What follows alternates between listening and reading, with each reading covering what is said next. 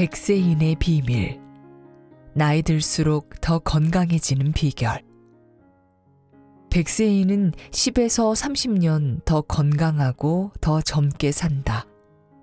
많은 백세인이 다소 노쇠한 상태로 살아간다는 것은 분명하다. 미국에서 100세 이상인 사람의 전반적인 사망률은 무려 36%에 달한다.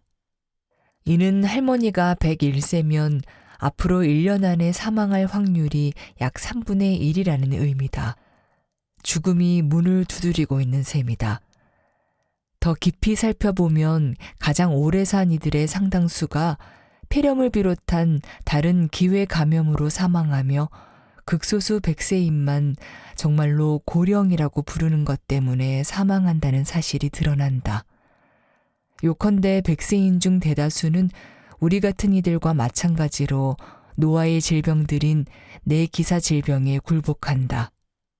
그런데 여기서 한 가지 중요한 차이, 본질적인 차이가 있다. 바로 100세인은 이런 병에 걸리더라도 우리 같은 나머지 사람들보다 훨씬 늦게 병에 걸리는 경향이 있다는 점이다. 2년이나 3년, 5년을 이야기하는 것이 아니다. 수십 년을 말하는 것이다. 뉴 잉글랜드 백세인 연구를 진행하고 있는 보스턴 대학교의 토머스 펄스 연구진은 전체 인구에서 5명 중 1명은 72세에 어떤 종류든 암에 걸렸다는 진단을 받을 것이라고 말한다. 그런데 백세인은 거의 30년이나 더 지나 100세가 되었을 때야 비로소 5명 중 1명이라는 암 진단율에 도달한다. 마찬가지로 전체 인구의 4분의 1은 75세에 임상적으로 확실한 심혈관 질환에 걸렸다는 진단을 받을 것이다. 반면에 100세인은 92세에야 그런 비율에 다다른다. 뼈 손실, 즉 골다공증도 비슷한 양상을 보인다. 100세인은 평균적인 사람들보다 16년 더 늦게 골다공증에 걸린다. 뇌졸중, 치매, 고혈압도 마찬가지다. 100세인은 이런 질환에 훨씬 더 늦게 걸린다. 그들의 장수가 단지 질병 지연의 함수인 것만은 아니다. 100세인은 노년이 비참함과 쇠락의 시기라는 전형적인 틀을 부정하곤 한다. 펄스, 바르질라이 같은 연구자들은 100세인이 전반적으로 꽤 좋은 건강 상태를 유지하는 경향이 있음을 관찰했다. 이 점도 대다수 사람이 예상하는 양상에 들어맞지 않는다. 물론 그렇다고 해서 그들이 다들 골프를 치고 항공기에서 낙하산을 메고 뛰어내린다는 것은 아니다. 그러나 펄스의 연구에서 95세 이상인 이들은 모두 요리해 먹기, 자기 발톱 깎기 같은 일상활동, 단순해 보이지만 나이 들수록 엄청나게 하기 어려워지는 이런 일을 수행하는 능력과 인지 기능을 조사하는 표준 평가 척도에서 아주 좋은 점수를 받았다. 신기하게도 100세인 중 여성이 남성보다 적어도 4배 이상 많음에도 인지검사와 기능검사 모두에서 남성이 대체로 점수가 더 높게 나온다. 평균적으로 여성이 남성보다 더 오래 사는 것은 분명하므로 처음에는 역설적으로 보일 수 있다. 펄스는 일종의 선택 과정이 작동한다고 믿는다. 남성은 중년부터 심근경색과 뇌졸중에 더 취약해지는 반면 여성은 10에서 20년 더 늦게 취약해지고 이런 질병으로 사망하는 사례가 더 적기 때문이다. 그 결과 남성 집단에서는 더 노쇠한 이들이 솎아져서 비교적 건강한 남성들만 100번째 생일을 맞이하게 된다. 반면에 여성들은 노화 관련 질환과 장애를 앓은 채로 더 오래 살아가는 경향이 나타난다. 펄스는 이를 양날의 칼이라고 말한다. 여성이 더 오래 살긴 하지만 건강은 더 안 좋은 경향이 있다는 의미에서다. 남성이 더 건강해 보이는 경향이 있다. 연구진은 실제로 그런지 측정하지는 않았다. 하지만 내 생각에 이는 평균적으로 남성이 근육량이 더 많다는 점과 관련이 있을 수 있다. 근육량은 긴 수명 및 기능 유지와 상관관계가 높다. 그러나 100세를 넘어서 그다지 건강해 보이지 않는다고 해도 100세인은 나머지 집단보다 이미 여러 해 동안 건강한 삶을 누려왔다. 그들은 수명뿐 아니라 건강 수명도 유달리 길다. 더욱 놀라운 점은 펄스의 연구 참여자 중 110세 이상의 초100세인과 105세에서 109세 사이의 준초 100세인이 100세인 전체보다 실제로 더 건강한 경향이 있다고 나온 것이다. 뛰어난 생존자인 그들은 그런 고령의 나이에도 수명과 건강 수명이 거의 동일하다. 펄스 연구진이 논문 제목에 쓴 그대로다. 나이 들수록 더 건강해진다. 수학적으로 100세인의 유전자는 때가 되면 100세인에게 위상 변화를 일으킨다.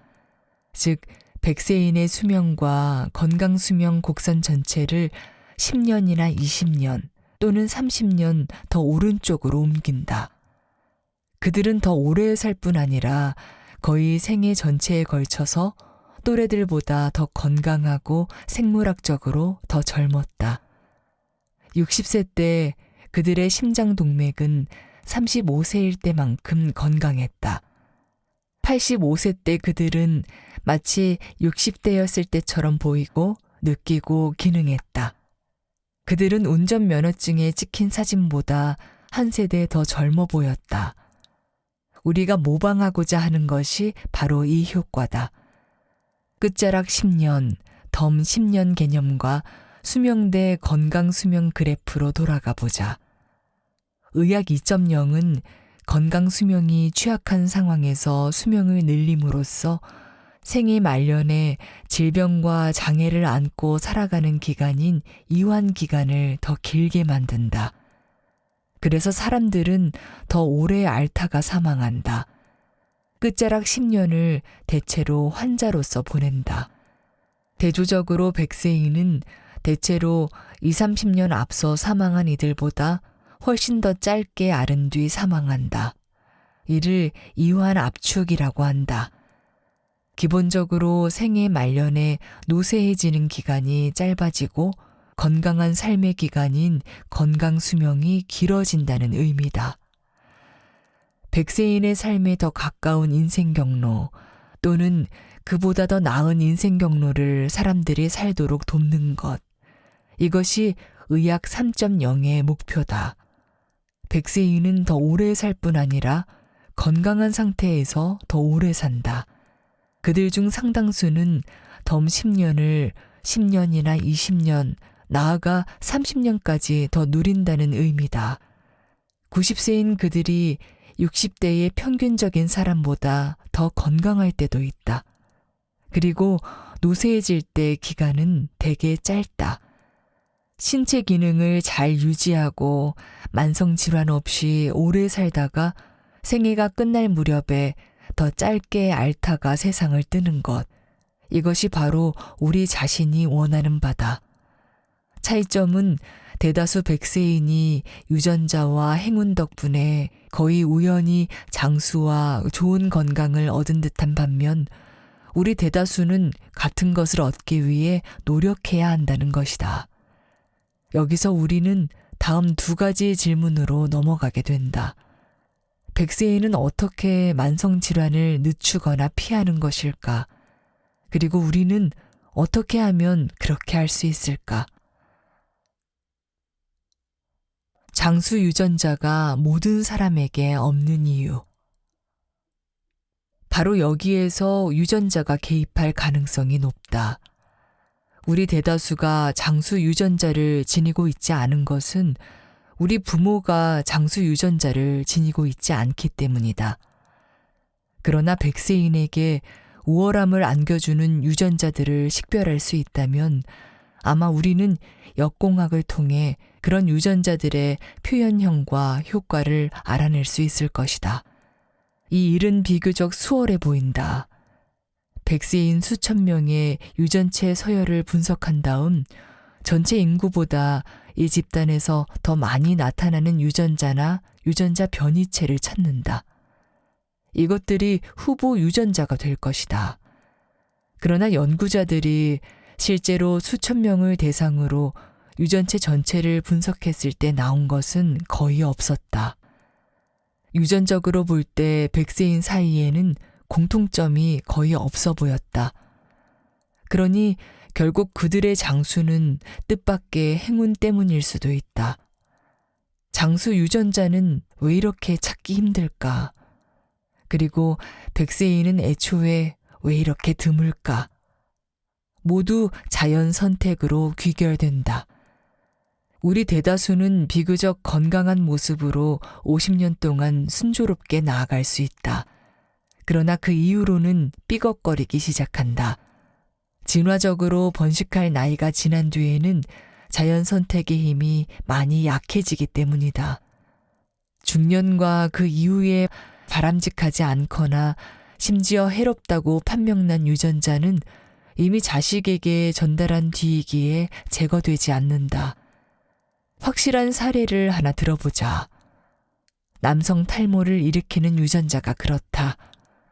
젊을 때 우리 머리는 윤기 나는 숱 많은 머리카락으로 덮여 있으며 이런 머리카락은 짝에게 호감을 얻는 데 도움이 된다.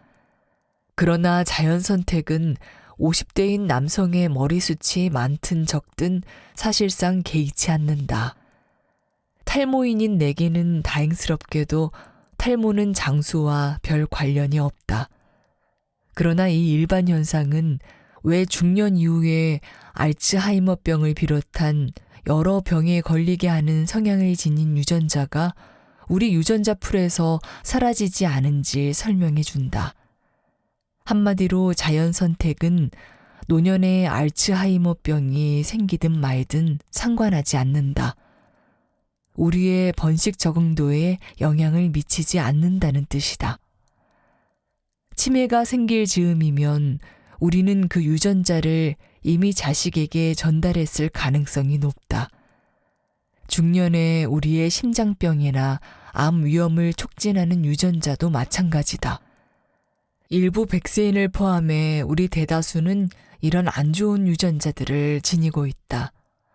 사실 이런 유전자들이 생애의 더 이른 시기에는 어떤 이점을 제공했을 가능성이 있다.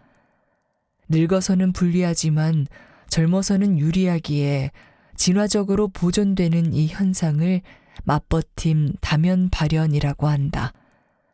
한 가지 설득력 있는 이론은 백세인이 우리의 전형적인 유전체 결함이 입히는 피해를 막아주는 다른 유전자들을 지녔기 때문에 그렇게 오래 산다는 것이다.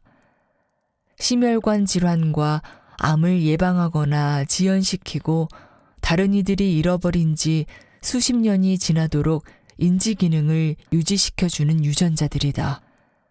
그러나 자연 선택은 노년에 해로운 유전자들이 번성하도록 허용할지언정 위에서 설명한 이유들 때문에 더 유익한 장수 촉진 유전자들을 장려하는 일은 거의 하지 않는다. 따라서 극도로 많은 나이에 도달하는 정확한 유전적 경로는 백세인마다 다른 듯하다. 장수를 달성하는 방법은 한두 가지가 아니라 많다. 백세인의 단 한 가지 비밀, 회복력. 장수하고 싶다고 수십 년에 걸친 흡연과 음주 같은 백세인의 안 좋은 행동을 따라했을 때 원하는 바를 얻을 수 있는 사람은 분명히 적다. 그러나 설령 백세인의 전술을 모방하지 않는다고 해도 그들은 우리 전술에 정보를 제공하는 일을 도울 수 있다.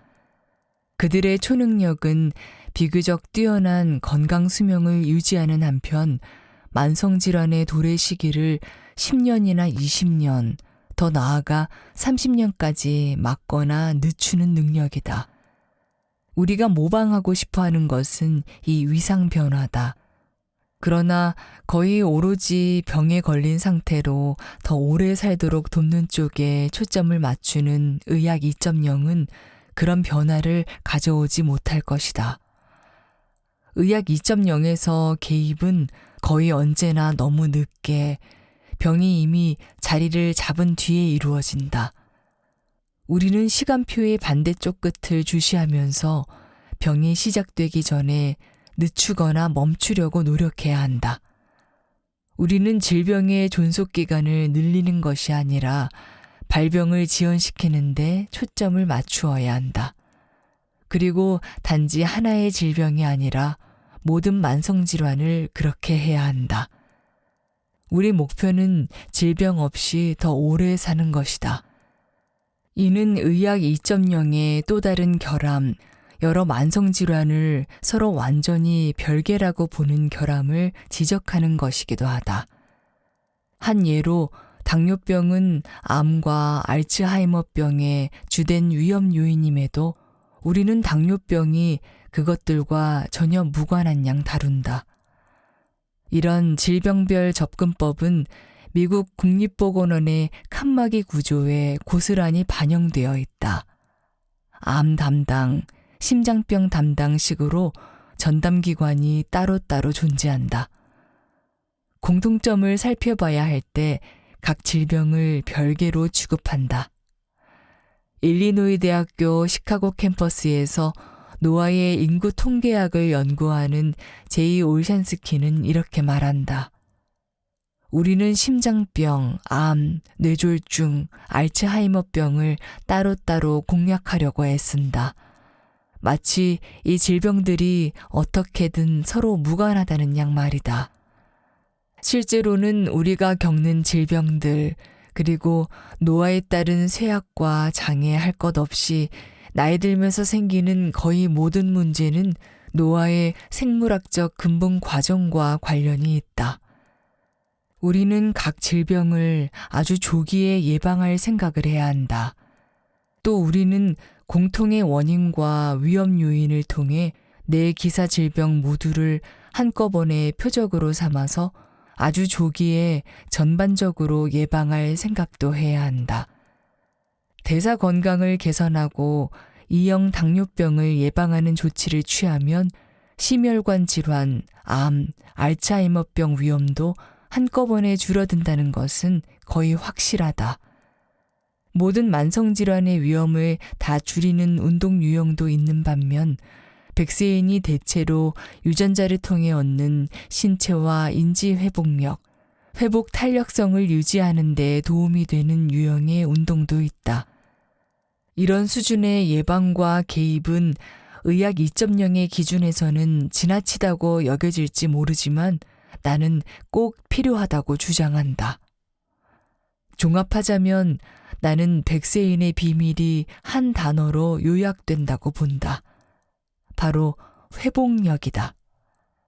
백세인은 수십 년 동안 흡연을 하면서도 암과 심혈관 질환에 저항하고 그런 병들을 피할 수 있다. 그들은 안 좋은 식사 습관을 지니고도 이상적인 대사 건강을 유지할 수 있다.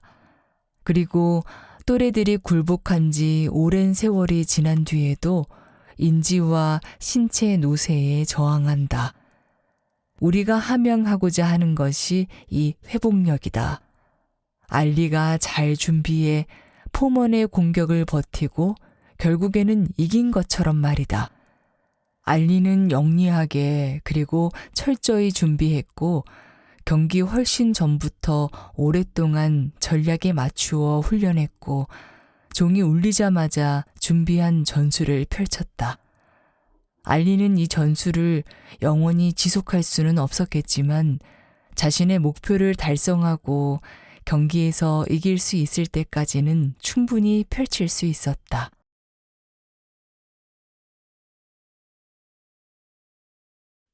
잠을 푹 자도 수면 장애일 수 있다. 불면증 혹은 수면 장애라고 하면 단순히 잠을 잘 자지 못하는 증상이라고 뭉뚱그려 생각하기 쉽습니다. 하지만 수면 장애의 양상은 사람마다 다릅니다. 평소 잠자리에 누웠을 때의 경험을 돌이켜 봅시다. 자려고 누웠는데 잠이 오지 않아서 뜬 눈으로 지새우는 경우도 있고, 잠이 들긴 했는데 길게 자지 못하고 자꾸 깨는 경우도 있죠. 자려고 누워도 잠이 오지 않는 경우를 인면장애라고 부릅니다. 보통 30분 이내에 잠들지 못하면 인면장애로 봅니다. 한편 베개에 머리가 닿자마자 잠드는 사람이 있습니다. 이 경우도 건강하지 않은 것입니다. 몸이 지칠 정도로 피곤하다는 의미이기 때문입니다. 일반적으로 자리에 누운 지 5분에서 20분 정도 내에 잠드는 게 가장 좋습니다. 두 번째로 수면을 유지하지 못해 잠을 푹 자지 못하는 경우가 있습니다. 이를 수면 유지 장애라고 합니다. 특히 50대 이상에서 자주 일어나는 현상인데 밤에 자주 깨고 아침잠이 없어집니다. 잠은 빨리 들더라도 중간에 자꾸 깨거나 너무 일찍 깨버린다면 그 역시 큰 문제입니다. 연령에 따라 조금씩 다르지만 하룻밤에 한두 번 정도 깨는 수준은 괜찮습니다. 저는 한 번 정도 깨는 편인데 2번까지는 정상으로 봅니다. 만약 중간에 잠에서 깼는데 이때 30분 내에 다시 잠들지 못하는 경우도 수면 유지에 문제가 있는 것입니다. 그래서 수면에 진입하는 것이 주된 문제인지 수면을 유지하는 것이 주된 문제인지에 따라 치료법이 달라집니다. 어떤 분들은 한 번 잠이 안 오니 더욱 불안해져서 거의 밤을 새우다시피 했다고 합니다. 심각한 근심거리가 있거나 극심한 스트레스를 받았을 때 일어나는 현상으로 이 정도 수준의 불면은 모두가 한 번쯤은 경험해 봤을 것입니다. 이처럼 갑작스러운 스트레스로 인해 며칠 혹은 수주가량 잠을 못 자는 경우를 일과성 수면 장애라 부릅니다. 보통은 문제가 해결되면 다시 잠을 잘 자게 되지요. 그러나 일시적 현상에서 그치지 않고 매일 밤 잠을 자는 일이 고통스러울 정도로 어렵고 또 그로 인해 아무리 노력해도 잠을 못 자는 악순환에 빠져 있다면 수면 장애 치료를 고려해 보는 것이 좋습니다. 잠 못 드는 이유를 찾아서. 사실 수면 장애의 가장 큰 원인은 나이입니다. 나이가 들면 호르몬 분비가 감소하는데 이것이 수면 장애의 결정적인 원인입니다. 우리 몸에는 수면 호르몬이라고 불리는 멜라토닌 호르몬이 있어요. 이 멜라토닌 분비가 감소하면 수면에 큰 영향을 미칩니다. 또 나이가 들면 방광이나 전립선 기능이 약해져 소변을 보느라 자주 잠을 깨기도 하지요.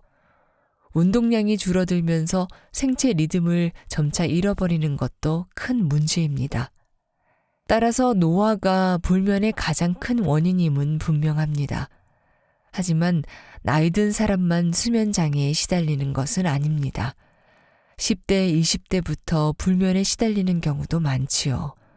젊은 사람과 청소년의 불면은 주로 스트레스가 원인입니다.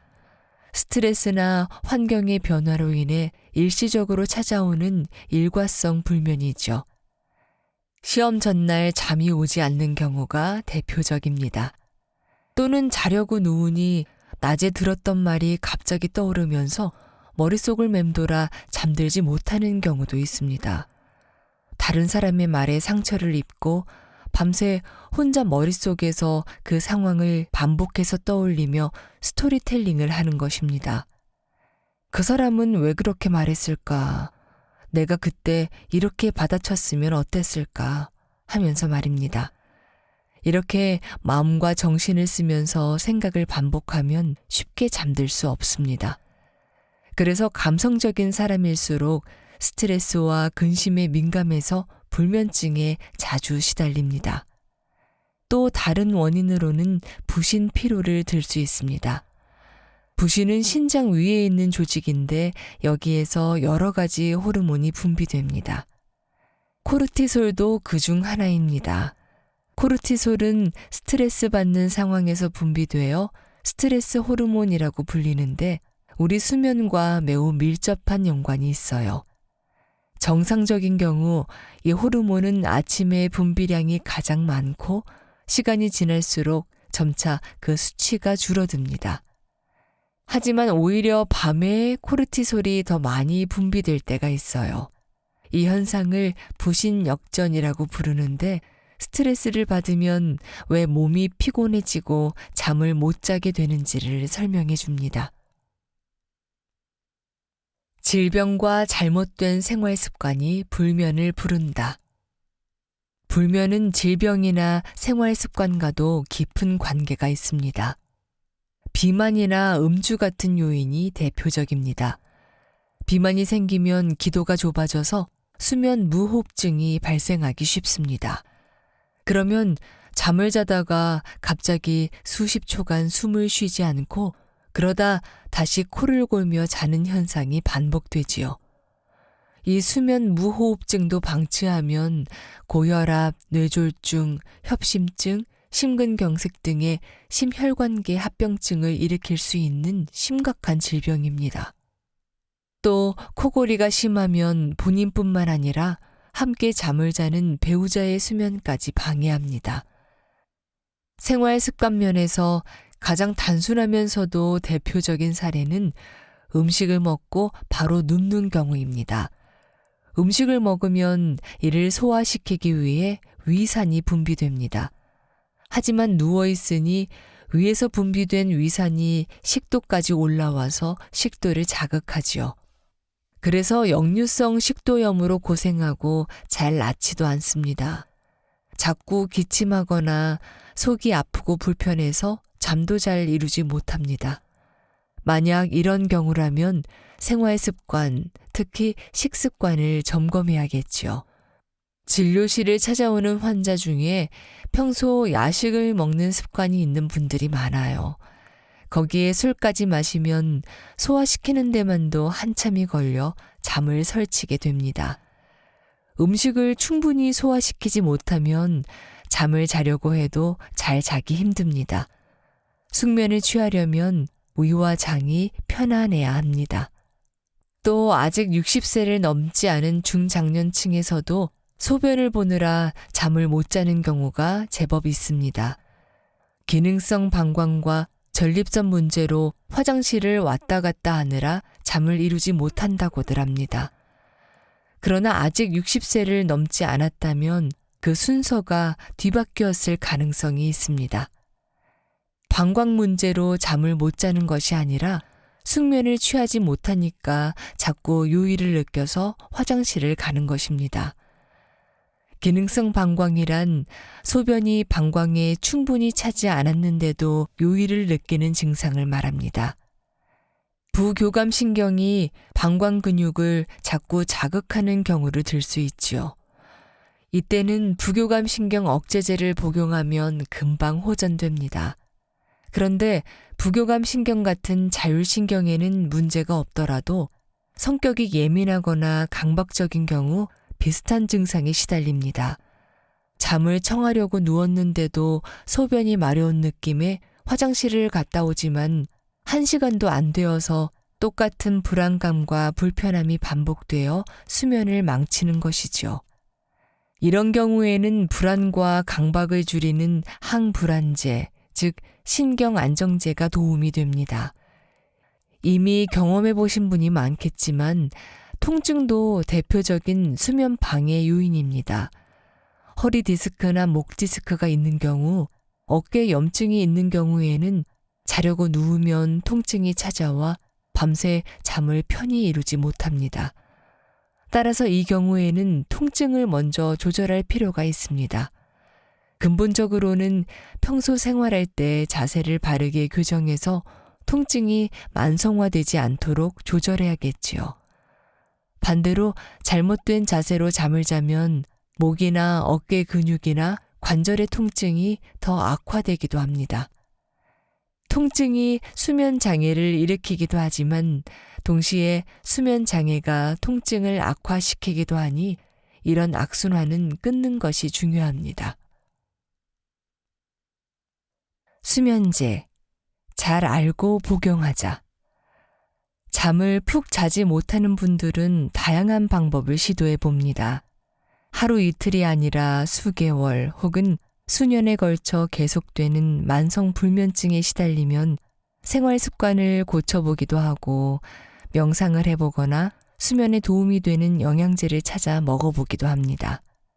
전문가를 찾아가 상담을 요청하는 경우도 있지요. 저 역시도 가급적 비약물적 방법을 통한 처방을 선호합니다. 하지만 수면 장애가 극심한 경우라면 이미 약국에서 수면 유도제를 구입했거나 의사의 처방을 통해 수면제를 복용해 보신 분도 있으실 겁니다. 또는 이미 복용을 해봤는데 효과를 느끼지 못해 더 강한 수면제를 찾는 경우도 있을 것이고요. 이런 분들이 공통적으로 궁금해하는 점이 바로 수면제의 안전성입니다. 수면제를 오래 복용하면 부작용으로 치매가 찾아올지도 모른다는 불안감이 널리 퍼져 있습니다. 이런 부작용을 걱정해 잠을 자려고 약을 먹는 일 자체를 꺼리는 분도 많습니다. 수면제를 복용하던 분들이 약을 끊고 싶다면서 병원을 찾아오기도 합니다. 약에 의존하면서까지 잠을 자야 하나 하는 자괴감을 느끼기 때문인 것 같습니다. 하지만 수면제의 종류는 매우 다양합니다.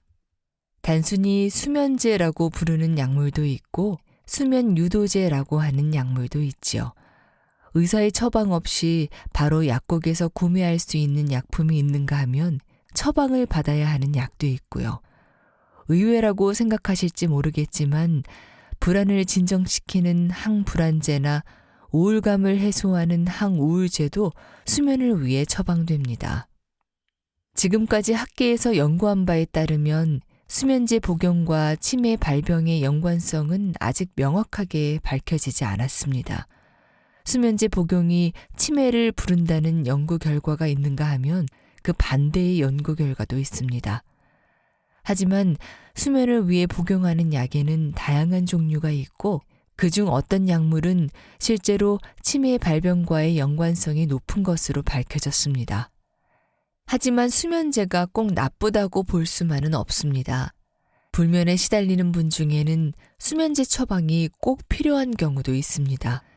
심각한 수준의 수면 장애에 시달리고 있다면 수면제 처방이 꼭 필요합니다. 약이라고 해서 무조건 멀리하기보다는 올바른 복용을 통해 조기에 불면의 악순환을 끊는 편이 더 도움이 됩니다.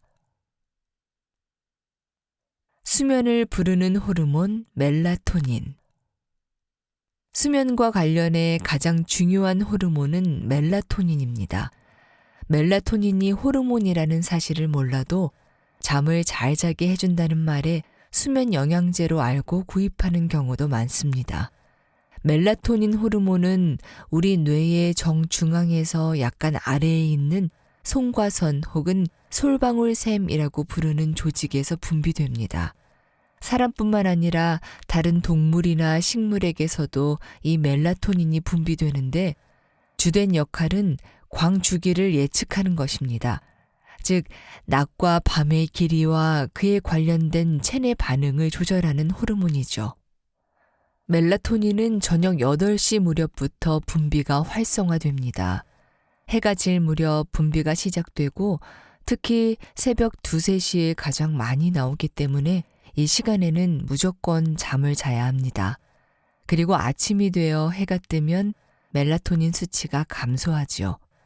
멜라토닌 분비량은 40대만 되어도 10대에 비해 90%가 감소하며 60대가 되면 10대 때의 5%밖에 분비되지 않습니다. 그러므로 나이가 들어서 수면에 문제가 생기면 가장 먼저 시도하는 방법이 멜라토닌 호르몬 보충 치료입니다. 멜라토닌은 수면을 개선해 줄 뿐만 아니라 만성염증에 대한 강력한 항산화, 항염증 작용을 함으로써 면역 기능과 인지 기능을 개선하고 치매나 자폐 개선에도 도움이 된다는 연구가 있습니다. 실제로 미국을 비롯한 해외에서는 다양한 형태의 멜라토닌을 약국에서 쉽게 구입할 수 있습니다. 의사의 처방 없이 약국에서 쉽게 구할 수 있는 대표적인 일반 의약품입니다. 제제도 다양해서 껌이나 젤리로도 출시됩니다. 일반적으로 출시되는 멜라토닌 제제는 2에서 16mg 사이인데 잠을 못 자는 아이들을 위해 0.5mg 단위로 나오거나 심각한 불면에 시달리는 사람을 위한 18mg 제제도 있습니다. 유독 우리나라에서만 멜라토닌을 구하기가 어렵습니다. 우리나라는 서카딘 2mg만 허용하고 있으며 그것도 의사의 처방이 필요한 전문 의약품으로 분류됩니다. 서카딘은 조금 길게 작용하는 서방정 형태인데 출시된 지 10년도 채 되지 않았습니다. 부작용이 거의 없는 멜라토닌을 처방을 받아야만 구할 수 있게 하는 것은 대표적인 불면 국가로 꼽히는 우리나라 상황에서는 매우 아쉬운 일입니다.